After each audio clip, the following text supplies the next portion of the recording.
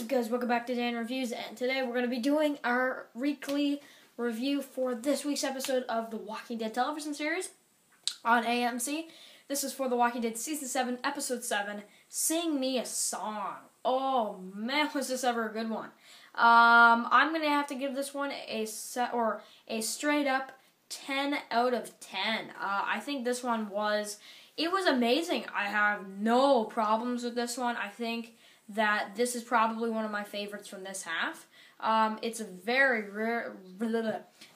good episode, and great for, especially for a lot of comic book fans, because there's a lot of stuff from this that we actually got to see from both volume 18 and 19, roughly. So, which, by the way, if you guys want to read along in the comics right now, if you guys want to read what's going to happen in the mid-season finale, go ahead and read the entire volume 19, March to War of The Walking Dead. If you guys really want to read from the comics and see what happens for the mid-season finale, it's pretty intense. So, yeah, but of course they could change it and everything like that, and next week is the mid-season finale, so we'll see what happens for the mid-season finale. Will it be a disappointment? I don't think so. I think this will be a really great mid-season finale. Will it be as big as start to finish? We maybe after the mid-season finale we can compare it to other mid-season finales and maybe do a top 7 mid-season finale video, rate all of the mid-season finales, or maybe top 6, because season 1 didn't really have a mid-season finale, so yeah. Guys, spoiler warning, if you haven't seen the episode yet, let's dive right into it. So, this is just like the comics. At the beginning, you have Michonne, and she's cutting up walkers. She's setting up a trap, basically, so she can kind of lure Xavier there, so she can get that person to bring her to Negan, which we did see as well. So that's what happened with Michonne in this one. And we also saw Carl and Jesus, which it was kind of a diversion, he said, I'll jump out first, show me first. You remember to jump out, because Jesus said they shouldn't, they should just follow the rest of the way. And Carl kind of tricks him and says, show me first, and all that kind of stuff. Why did he force him out of the van? I don't know. I kind of knew he was going to do that, though, when he kind of said it before he even jumped. I was like, oh yeah, he's probably going to, do that kind of thing. So it did happen, and it was really cool when it happened, because I actually thought that Jesus wouldn't have fell for that, so I thought that was pretty intense, but yeah. And so Carl goes by himself, and he finds a huge machine gun. This is straight out of the comics. When the guys go to unload the van, he shoots about 2 or 3 of them down, and he says, I don't want to kill anybody else, I don't want to hurt anybody else, I just want Negan. Negan pops out, and Dwight gets him to put the gun away, and, he's like, it's just a kid, Dwight, right? Don't be so rough on him, and, yeah, so, and then he was like, let me show you around, right? And, he's very mad, though, because he did kill some of his men, and he kind of punished him, but it wasn't as bad as the Glenn and Abraham kind of sequence, if you know what I mean. So, yeah, but anyway, so what ended up happening was he actually didn't really care about anybody else. He just wanted Negan at the time. But he failed, of course, and Negan actually shows him around, and we see all of his wives, which I thought was really cool, just like the comics, man. And Sherry, he's like kissing her in front of Dwight, so just, oh man, I'm sure Dwight just wants to punch him in the face for that. I'm serious. I guarantee that Dwight is just right in there, wants to punch him in the face. I'm not joking. And I actually feel like he probably will get Negan back for that, but I feel like it's not going to be for a while. Based on the comic book series, based on the source material, it's going to be another little while. So, if you guys want to see the comic book interpretation of this, go read volume 18 of The Walking Dead, because there is all this kind of stuff. So anyway, there's somebody that, one of his wives actually cheated on Negan with this guy named Mark. And Mark ends up getting his face burnt, which I thought was insane. You have Negan, he's giving a speech on top of the, balcony, and he kind of just starts walking down, and it gets more intense as you're getting closer to the to the actual floor, and finally he hits the floor, and then he grabs the iron and he just hits him, just like lets it burn, and it just comes off. Oh God, it looked just as brutal in the comics.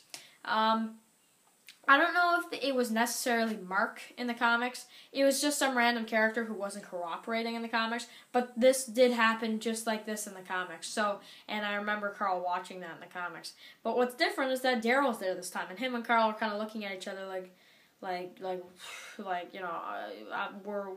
not getting out of this, right? But at least they think that. And then this is a really iconic part from the comics where Carl actually has to sing My Little Sunshine to Negan. I really like that, especially when the guy gives him back his bat, Fat Joe, they call him. And he kind of makes a joke like... And then he kind of laughs, right? And he's just like, you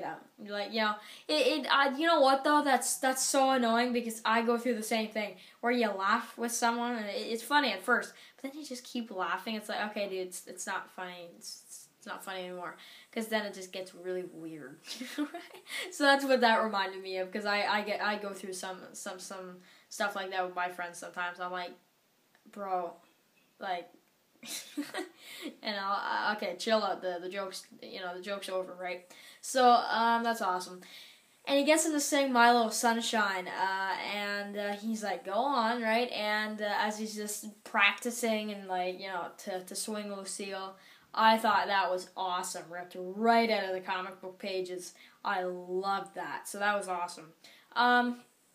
Then we also have Carl and Negan. They go to Alexandria, which was pretty crazy to bring him back.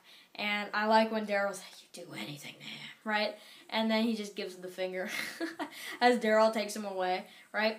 And what is interesting is because Daryl got a note from someone. We don't know who it is yet. We'll probably find out in the mid-season finale. Go now. Who is that? I'm under the impression, I don't think it's Dwight. A lot of people think it's Dwight or Sherry. I don't think it's neither of them. I can clearly tell by the way they set it up. Jesus was clearly on top of the vehicle that Negan and Carl were in. Now he's not. He obviously sneaked in somehow. I'm not sure. He's that sneaky, right? He's sneaky enough to get on top of a truck. And, now, obviously, there's something going on. I think he did give him that note, and he's probably waiting for him on the outside. And I think he is going to help him escape. I do think Daryl probably would get away. However, I'm not sure if the plan's going to work. I feel like he might get away, but then he might get recaptured or something. I unfortunately do think that could happen. Either that, or he could capture Jesus. Maybe he could at least capture Jesus for what happened, and maybe keep him instead of Daryl because. He's mad at him. You never know. You never really know with the show anymore. So they're at the community. And when I saw that, and he started saying the stuff to Olivia, like, we've been starving. Really? And she just smacks him.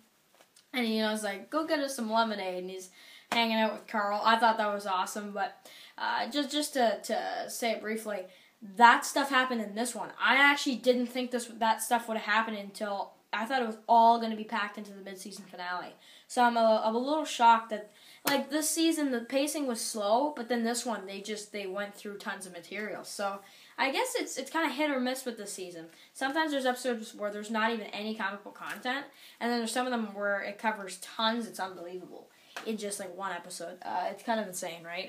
We almost covered, an entire story arc, really worth.